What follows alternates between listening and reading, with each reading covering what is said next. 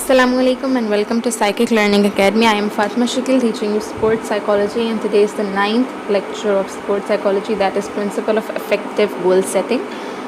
Effective goal setting कब होगी? जब आप लोग well planned एक goal setting बनाओगे और उससे desirable performance result आपको मिलेंगे. तो यहाँ पे 10 आपके पास effective goal setting के principles हैं. Number 1 is make goal specific, measurable and observable. तो अब आपके पास स्पेसिफिक क्या होगा कि स्पेसिफिक गोल वो है जो अब आपने तमाम अपनी एफ़र्ट्स को लगाना है कि आप उसी गोल को अचीव करो. मेजरेबल गोल क्या है कि आप लोग देख सको कि आप लोगों कितना दूर हो या कितना नज़दीक हो अपने गोल के अचीव करने में. और ऑब्जर्वेबल गोल आपके पास क्या होता है कि जब आप लोग ऑब्ज़र्व कर सको कि क्या आपने अपने गोल को अचीव कर लिया है, क्या आप अचीव करने वाले हैं, या आप जिस वे से अचीव कर रहे हैं वो आया आपके पास उसको करेगी, अचीव करने में हेल्प करेगी या नहीं. तो ऑब्जर्वेबल परफॉर्मेंस गोल क्या होते हैं कि बिहेवियरल या एक्शन ओरिएंटेड गोल्स होते हैं, जहाँ पे आप एक्शन या बिहेवियर कर रहे होते हो अपना डायरेक्ट उस गोल को अचीव करने में. अब जैसे आपका एक गोल है कि आपने अच्छा टेनिस प्लेयर बनना है, ठीक है. तो अब आपका क्या है कि आपका स्पेसिफिक गोल क्या है कि आपने उसी तरीके से प्रैक्टिस करनी है कि आप लोग एक टेनिस प्लेयर बन सको. फिर मेजरेबल क्या है कि आप लोग अच्छा टेनिस प्लेयर बन रहे हो, तो आप ये देखोगे कि आप लोगों दिन ब दिन आया टेनिस प्लेयर बनने के लिए आपकी जो एफ़र्ट्स हैं, आपकी जो काबिलियत है उसमें इजाफा हो या रहा है या नहीं. और ऑब्जर्वेबल परफॉर्मेंस क्या होगी कि आप देखोगे कि आपने एक गोल जो सेट किया था कि मैंने इस तरह से बॉल को हिट करना है और उसको इस डिग्री पे जाना है, तो क्या वो आपके पास उसी तरह से जा रही है यानी आप ऑब्ज़र्व कर रहे हो. Number 2 is clearly identified time constraints. अगर आपके पास टाइम कम है और आपने एक ऐसा गोल बना लिया है जिसे रीच करना उस कम टाइम में इम्पॉसिबल है, तो क्या होगा, एथलीट को वो बहुत ज़्यादा स्ट्रेस में आएगा क्योंकि कम टाइम में उसको होगा कि मैं कैसे इसको अचीव कर सकूं. तो इससे क्या होगा कि एथलीट की परफॉर्मेंस में नेगेटिव रिजल्ट्स आएंगे. रिसर्चर्स ने कहा है कि अगर एक एथलीट रियलिस्टिकली एक गोल को 30 डेज़ में अकॉम्प्लिश करते हैं तो आपने 60 डेज़ तक लेके नहीं जाना, क्योंकि इसको फिर वो अपने गोल को रियलाइज़ और उसको अकॉम्प्लिश करने में 60 डेज़ लगा देगा.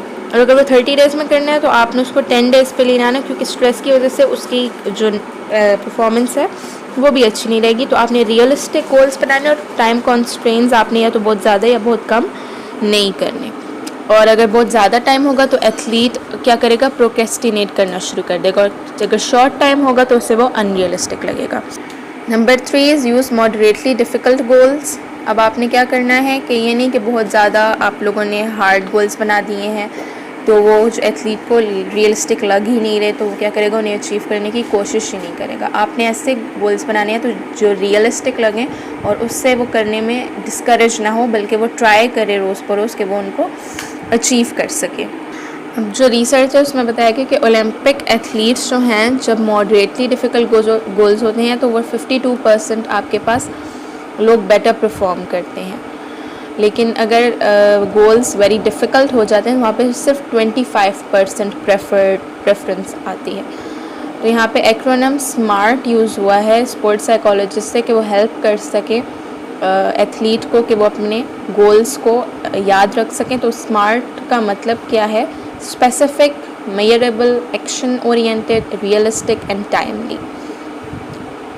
कि वो स्पेसिफिक हो, उससे आप मेजर कर सकें अपनी परफॉर्मेंस को भी और गोल को भी. एक्शन ओरिएंटेड यानी आप एक्शन परफॉर्म करें. रियलिस्टिक हो यानी वो आपको अनरियलिस्टिक ना लग रहा हो कि हम अचीव ही नहीं कर सकते, और टाइम कंस्ट्रेंट उसमें बहुत ना हो, और टाइमली यानी आप टाइम पर परफॉर्म करें.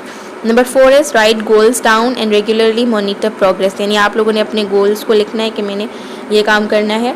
अगर आपने करना है कि मेरी बेटर परफॉर्मेंस होनी चाहिए, तो एक एथलीट की किसी भी टास्क पे वो कर रहा है तो उसको रोज़ लिखना है कि मैंने आज इतना परफॉर्म किया, मेरी परफॉर्मेंस इस हद तक पहुंची यानी. और रेगुलरली मॉनिटर, ऑब्ज़र्व करना है कि क्या मैं इस हद तक परफॉर्म कर भी रहा हूँ यानी.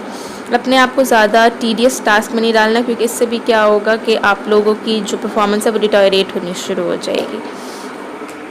जैसे वेट ट्रेनर्स को क्या किया जाता है कि उन्होंने डेली लॉग वो लिखते हैं कि उन्होंने कितना वेट आज उठाया और कितनी देर तक उठाया, ताकि क्या करें कि वो रोज़ अपने आप को बता सकें कि आया वो इम्प्रूवमेंट उनकी आ रही है और वो अपना गोल अचीवमेंट में और गोल सेटिंग जो उन्होंने किया उसको अकॉम्प्लिश करने में आया वो प्रोग्रेस कर रहे हैं यानी. Number 5 is use a mix of process, performance and outcome goals, यानी आप लोगों ने इन तीनों को मिक्स करना है। आपके आउटकम गोल्स भी कि सक्सेस है या फेलियर है, आपके परफॉर्मेंस की आया वो बेहतर हो रही है, आप अच्छा परफॉर्म कर रहे हो, यानी इंडिपेंडेंटली ऑफ अदर परफॉर्मर्स।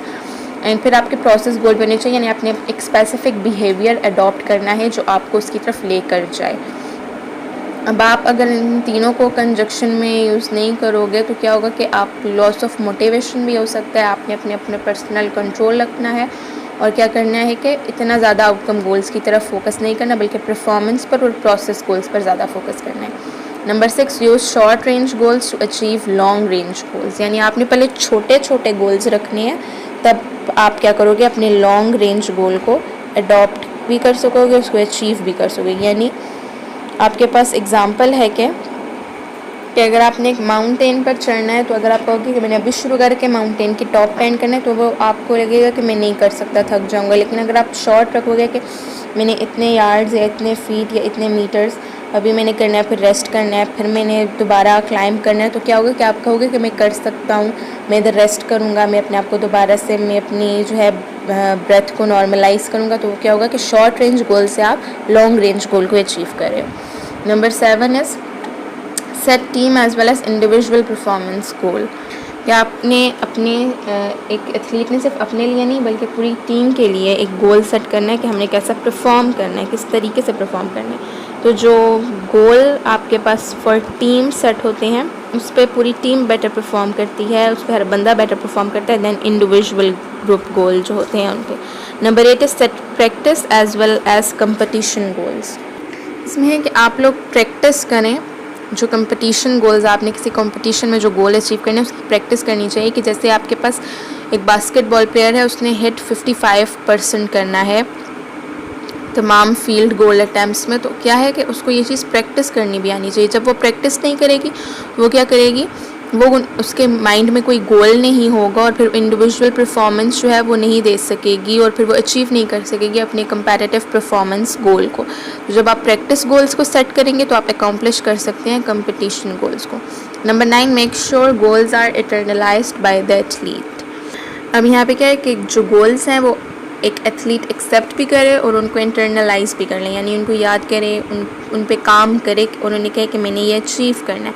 अगर जो है कि गोल्स जो एथलीट को असाइन किए गए हैं कोचिंग स्टाफ से, अगर वो उन पे ओनरशिप फील नहीं करता कि मैंने ये काम करना है, तो वो क्या है कि एथलीट उनको इंटरनलाइज नहीं करेगा और फिर क्या करेगा कि वो उन पर परफॉर्म ही नहीं कर सकेगा। तो आपके पास क्या है कि उन गोल्स को पहले एथलीट ने एक्सेप्ट करना है और फिर उनका कहना है कि हाँ ये मेरे गोल्स हैं और मैंने इनको अचीव करना है।